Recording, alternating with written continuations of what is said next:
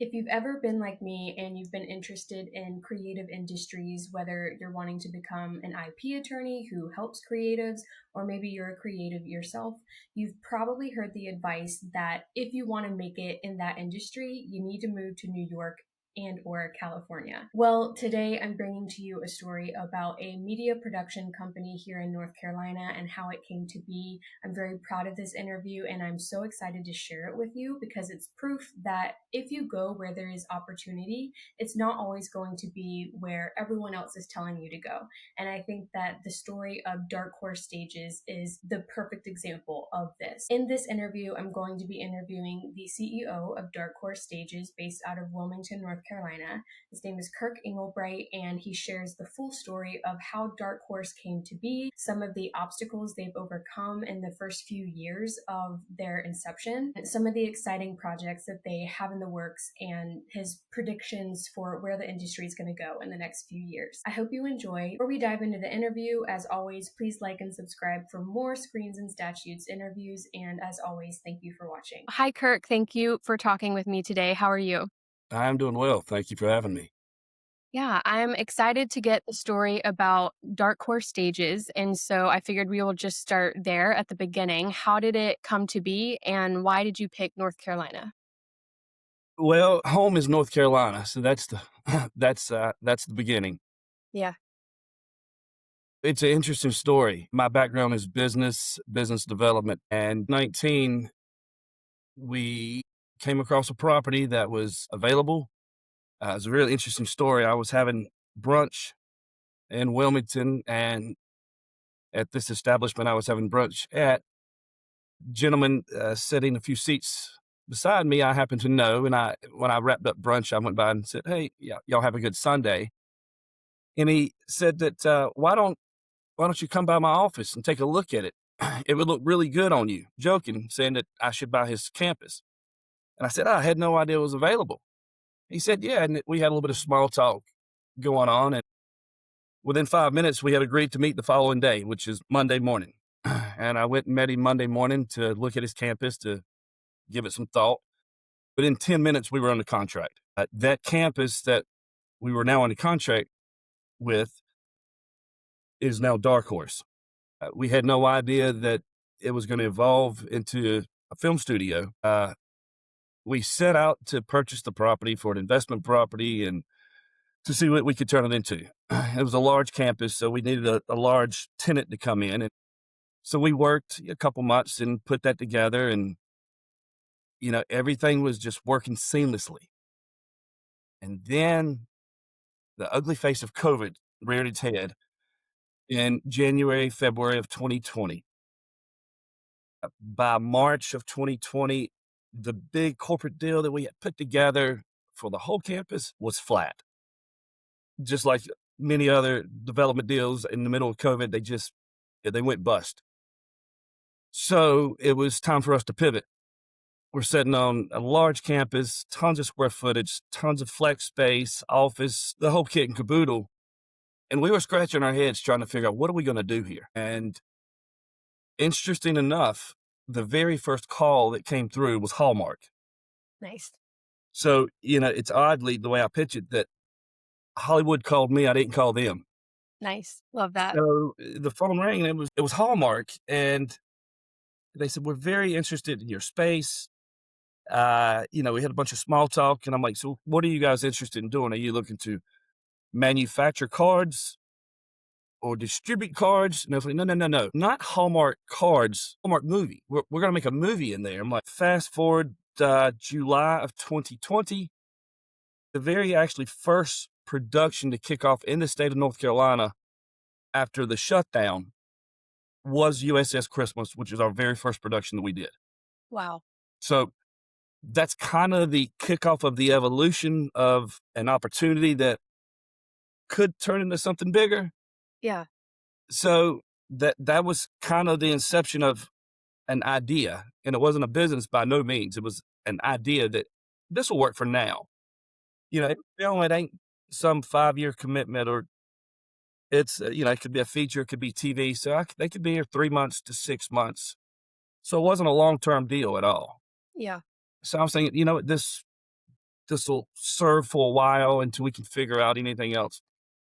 Well, within a month into it, the phone is kind of ringing a couple times a week with other productions from Hollywood, Sony Pictures, Hallmark, Netflix, all the way down to the point where when we wrapped Hallmark, that USS Christmas movie, the same day that they exited, we had another production moving in that evening. Not a week later, not the following morning. They leave at 5, another production rolled in at 6. Wow. So there was definitely a supply and demand going on with studios and stage space, kind of right when COVID was going crazy. Yeah. So that it kind of makes me think of, when I was in undergrad, I was in a this student incubator for business ideas, and they were teaching us about like minimum viable products and like proof of concept. And so hearing your story, it makes me think of that because as you said, Hollywood called you, the idea kind of found you when you went where the need was. And so it would be interesting to get your thoughts on like why do you think they called Dark Horse? Like why do you think they wanted to come to North Carolina as opposed to New York or LA? Well, you know, I would love to say people come to North Carolina because we got such awesome people and a cool state, which we do. Yes.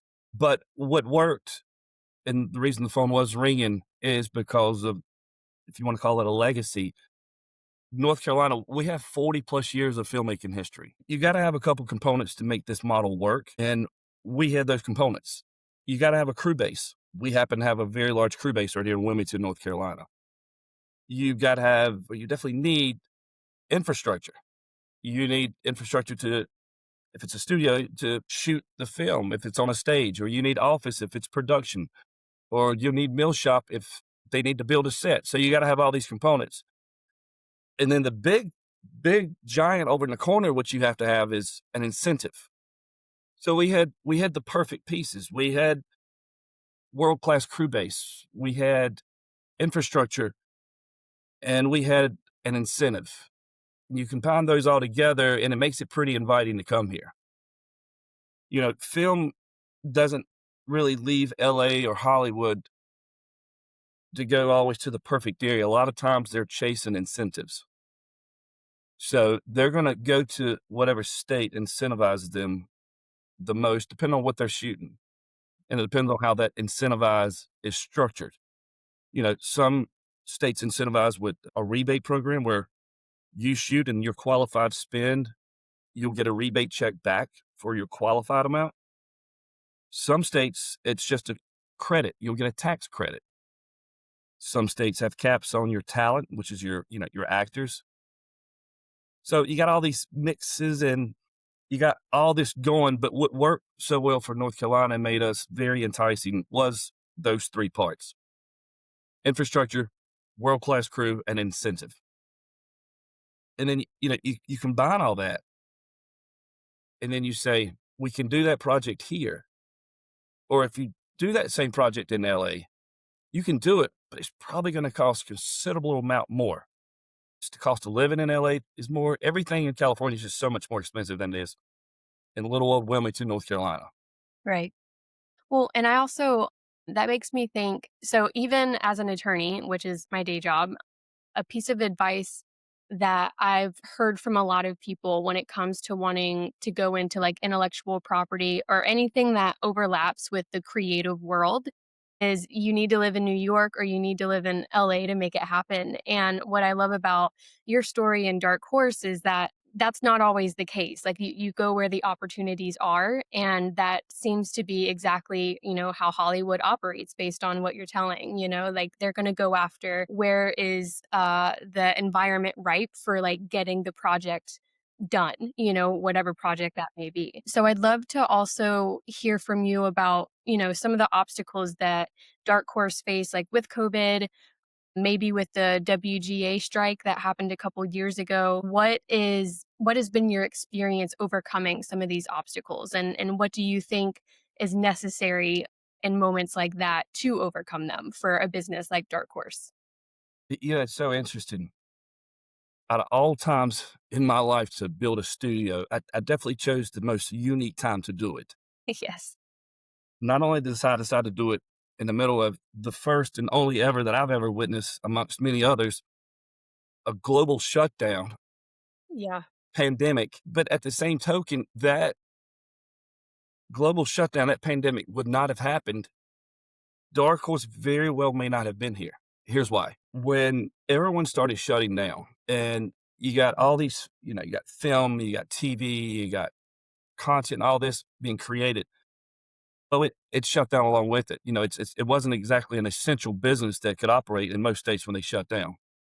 Film's not essential. When we saw that shutdown globally, a lot of consumers either went home or staying at home or whatever it may be, but they continue to do the same thing, which is consume. Continued to watch TV, look for content, and the problem was we weren't creating additional content, especially in the TV and the feature side. Maybe on, you know, uh, the social media side, we could continue doing things, but the big budget shows and they were stopped in their tracks. Everything stopped, and what I saw was just from the industry shutting down for 6 months created this massive demand for content because the world binge watched TV Yep. and we ran out of content. And so by the time that we started coming along, realizing what is this all about? How could we get involved?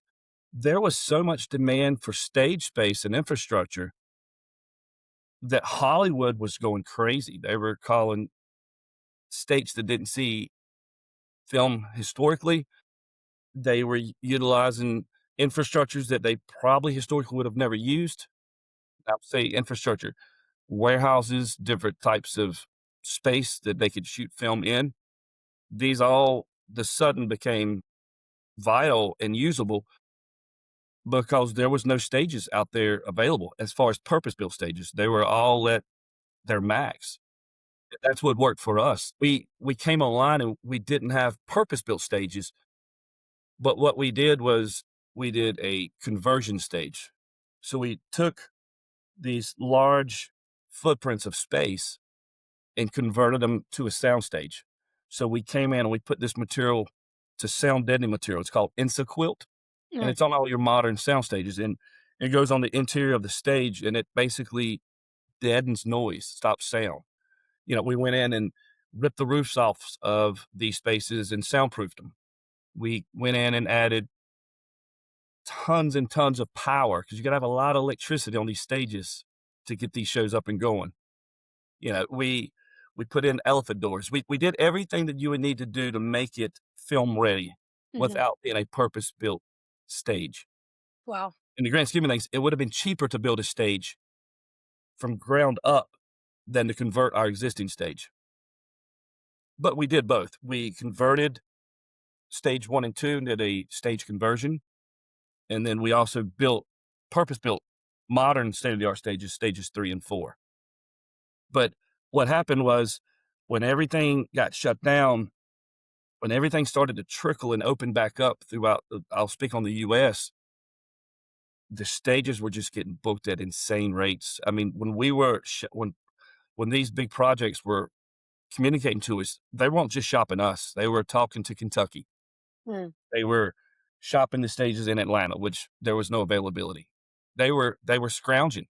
Yeah. So, and they were scrounging A, to get the show going, but also to create content. So it sounds like a lot of the need for flexibility and ingenuity and, seeing obviously like what do they need? What are they asking for? And then having the ability to turn around and make that happen at Dark Horse and meet that need was key in getting past that obstacle during COVID. With the WGA strikes, did that have any impact on Dark Horse in any way? Or did you see any, I guess, like ripple effects when that was happening?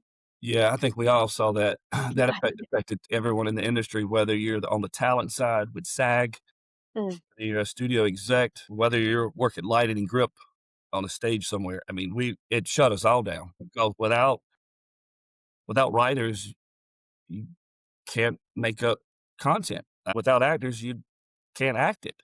So Right. everyone that creates these pictures and this entertainment is on the sidelines, and so when they're on the sidelines, these studios were at idle. Yeah. It's not a good place to be, and it didn't help that the strikes were, some of the longest strikes in history for film.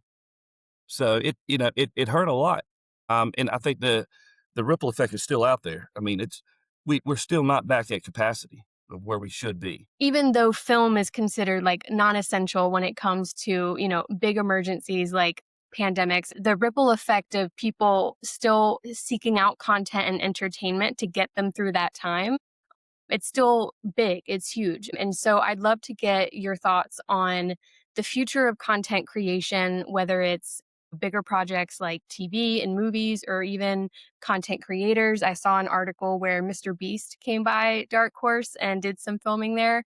So maybe just, what is your prediction for the next few years for content creation and the entertainment industry? I think we should get ready for a lot of change Yeah. because it's coming whether we like it or not. Whether you look at content creation or AI, there's just so much evolution that is just steamrolling right now, and there's so many unknowns. I mean, I don't have a crystal ball, no more than anyone else at the table. All I know is what I'm witnessing and what I'm seeing and how it's affecting me as on a studio side, as a studio exec. One part, it's really exciting. The other part's a little scary because we don't know how this is all going to unfold. I think I'll speak on Dark Horse. I think we're positioned pretty well. I think a bigger fight right now or a bigger conversation is getting productions, film and TV back on U.S. soil because what we've seen since the writers' strike and the actors' strike and all the chaos is a lot of productions have went overseas at a tremendous rate. And to be very specific, Canada, Europe, and Australia they're doing exceptional. And I can speak firsthand on them because a lot of the productions that we are engaging with, that we're active with, pursuing, we are losing them to Europe, to Canada, and to Australia. And they got a lot of film going on out there. Canada's steamrolling it right now. I Know What You Did Last Summer. Hmm. Yeah. That was supposed to be shot here. I think we got to get competitive. We got work to do internally as on U.S. soil because right now it ain't just the fight to get the project to North Carolina A and B to Dark Horse. The fight now is just to get it on U.S. soil. Mm. So it ain't like my biggest competitors are in Georgia or Jersey. The Europe, Australia, and all these other Global. markets.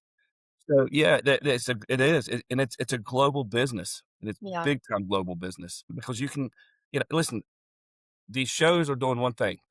They're going wherever they can shoot for the best bang, and, you're not dealing with all the agencies, and you're not dealing with a lot of stuff if you go to, Europe or Australia. You're not dealing with all the unions as you deal with here, and they do have crew base there, and they have infrastructure there, so, a lot of times we're gonna lose productions to go over there, and plus, on top of that, they got very healthy incentives. So, we got work to do, whether that is our government doing something on a federal level to keep productions on US soil Mhm. to help out, I don't know, but we know it's not gonna hurt anything Yeah. to incentivize them to keep them here. And what your mention of artificial intelligence, what are your thoughts with that coming up? And like every day there's something new with it. And, I think most people have like healthy skepticism with it, but I'd love to get your thoughts on AI and the impact it's going to have on the entertainment industry. You know, I know enough to be dangerous, and I know enough to speak on it to be dangerous. I don't know. There's just it's so far above my pay grade to quite understand everything, and I'm in the business. My concern is I don't want AI to replace people. Even over the last few years, our one of our biggest goals is to create jobs and help keep our crew base employed and keep them going because, take Wilmington, for instance. We got roughly, 1,000 crew base here that call Wilmington home that's what they do for a living. So, we need work. We need jobs to keep these people going. Yeah. And if we don't have consistent work for a prolonged period of time, well, they simply need to leave this industry and do something different or go to a different market to work in this industry. And that ain't what I want. I want them to stay engaged and to keep creating. I want them to stay in the arts, and we want to continue to produce films and TV shows and features. So, I don't really have a big take on it except for it, and I'm skeptic as well, and I try to be optimistic about it, but at a very cautious rate. Yes. Yeah. I think that makes sense. And it's it also makes me think of this was something else I think I had learned in that, student incubator class where they were talking about with new technological innovation. You always have a few people at the head of the pack who, they want to disrupt things. You've got the people at the very tail end who are just Luddites. They have no interest in jumping on the bandwagon. And then everyone else is, in the middle. And there's just this tug of war of, do we go with who's in front or do we kind of hang behind and see how Right. things play out? So Yeah. it'll be interesting to see what AI does because it's already causing so many changes on a daily basis. It's already causing chaos. I mean, how many times do you look at, you log onto your phone or your computer and you're like, "Is that real? Like Is that is that real dark? Is that really Dark Horse? Who is that?" Yeah, it's because you scary. don't know. Yeah. Yeah. Like, And it's gonna require, more media literacy as well, and it'll be interesting to see, like, whether there are any laws or policies that come out in any sort of way that requires people to, say, like, "This was made with AI," or "This is maybe, like, measuring how much AI was used. It'll be interesting to see what kind of standard practices might be put in place to help people sift through AI content versus human-made content. yeah, and there's so much technology, again, continuously evolving right now. Even at Dark Horse, we are looking at implementing smart stage technology, and it's interesting because with the technology that we would implement, hypothetically, let's say we got a feature film we're shooting here, and let's say on that feature film, one of the shots is a shot of the Eiffel Tower, right? Mhm. We really need to get that shot of the Eiffel Tower. How do we get that shot? Well, we send a huge amount of crew, fly them into Charles de Gaulle Airport, get them to Paris, Mhm. pull permits, rent equipment, fly the talent over there, rent cars. I mean, hotels is just massive expense to get Right. the to get that shot, and to get that shot, now we gotta they don't just hand you over the keys to these locations. You gotta pull permits and rent them, Right. and it comes with a price tag. Mhm. Or we utilize smart stage technology and we recreate that on our stages, and you never leave Wilmington, North Carolina, and you have no idea that was done on a soundstage. Mm. So, it those aspects are really interesting. Yeah. But again, what that does is it does affect human contact and all these jobs that we would have created if we would have took it over to shot it on location or to shot it differently here. Yeah. Well, and that goes to my final question for you because all of this is the heart of a lot of this discussion with AI and especially in the entertainment industry is disruption. What's going to be disrupted, what's coming next. And the question I ask everyone at the end is in a world that's obsessed with disruption, what do you think should be preserved? And you can be as philosophical or as practical as you'd like to be with this question. I guess we should probably preserve, yeah, if I'm diving into talking about the film side, Yeah. I mean, film and cinema in general, the way it's done. I mean, the way it's shot. I mean, I think there's certain things that too much technology takes away from the authenticity of it, the original impact that it would have created for us. You just sometimes too much is enough. We got to have a perfect balance. I grew up watching Turner Classic Films with my grandmother on the weekends, and there is something to be said for, like, when I watch a Technicolor film, we miss that, like, we miss the way films used to look when it the technology wasn't necessarily as convenient, I guess. And it's an interesting discussion because on the one hand, there's that demand. People want the content, they want the entertainment. But if you want, you know, something that's like Technicolor or it takes more time or it's more intensive, that's gonna mean that you might not have as much content to binge. So it's going to be a very interesting, push and pull between those two dynamics, I guess. Yeah, yeah, I agree 100%. So, I'm all about preserving a bit of the authenticity of just let's not evolve too much. Let's Right. make sure we're staying to what our goal and our original ambition was here. Yeah, and strike a balance with it all. And Exactly. I do have I'm gonna throw in one last question since, considering what you do for a living, what's your all-time favorite movie? I have to ask this now. Yeah, you don't I know, it's hard to pick. can I give you 100? Or I gotta give you Sure. 1? Oh, okay. Well, if I told you my all-time favorite, you would probably think you're sitting here talking to a girl. I love chick flicks. Hey, they're good? Man, I don't know. That would be and I hate to go this route, it would be impossible. I like any I love a good funny movie as much as the next person or comedic, but I also like something that just gets you right here. Uh, I have no problem watching something that's gonna tear a tear out, you know? I want if I can feel emotions out of it, then it got me. Sounds good. Thank you so much for talking with me today, Kirk. This was really great. Thank you so much, Kimberly Marie.